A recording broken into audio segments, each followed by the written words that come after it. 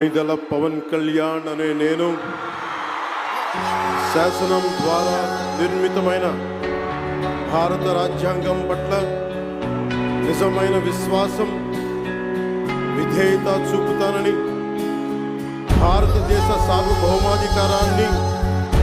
సమగ్రతని కాపాడుతానని, ఆంధ్రప్రదేశ్ రాష్ట్ర మంత్రిగా నా కర్తవ్యాలను శ్రద్ధతో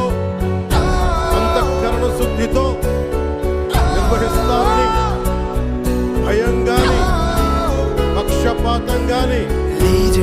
రాగద్వేషాలు గాని లేకుండా రాజ్యాంగాన్ని శాసనాలని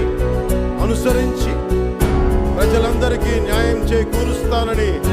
దైవ సాక్షిగా ప్రమాణం చేస్తున్నాను.